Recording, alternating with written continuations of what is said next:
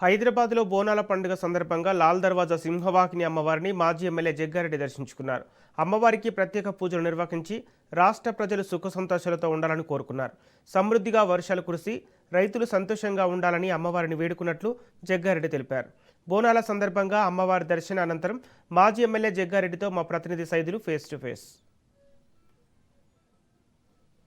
అమ్మవారిని కొద్దిసేపటి క్రితమే దర్శించుకున్నారు సంగారెడ్డి మాజీ ఎమ్మెల్యే జగ్గారెడ్డి గారు.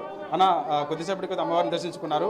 సో ఏం మొక్కుకున్నారు? వర్షాలు కూడా చాలా తక్కువగా పడుతున్నాయి. ఇలా అంటే వర్షాలు స్టార్ట్ అయినాయి కదా, ఇంకా పడతాయి. అమ్మవారి లాల్ దర్వాజా అమ్మవారిని దర్శించుకున్నా చాలా హ్యాపీగా ఫీల్ అయినా. అమ్మ నిండుగా అలంకరించారు, చాలా హ్యాపీగానే ఫీల్ అయినా. వర్షాలు తక్కువగా పడుతున్నాయి. రాష్ట్ర ప్రభుత్వం కూడా ఒక నిర్ణయానికి వచ్చింది, వర్ణయాగం చేద్దామని చెప్పేసి కూడా. సో ప్రకృతిని మనం శాసించలేం కదా, కాబట్టి వర్షాలు పడతాయి, మంచి వర్షాలు పడతాయి. కృష్ణా జలాలు ఉన్నప్పటికీ కూడా పాలమూరికి నల్గొండకి నీళ్లు ఇవ్వడం లేదు ఈ ప్రభుత్వం.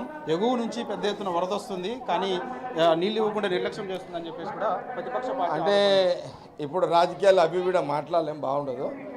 అమ్మవారిని లాల్ దర్వాజా అమ్మవారిని మొక్కాలనుకున్నా వచ్చినా నిండుగా కనబడ్డది, సంతోషంగా అనిపించింది, హ్యాపీగా ఫీల్ అవుతున్నాం.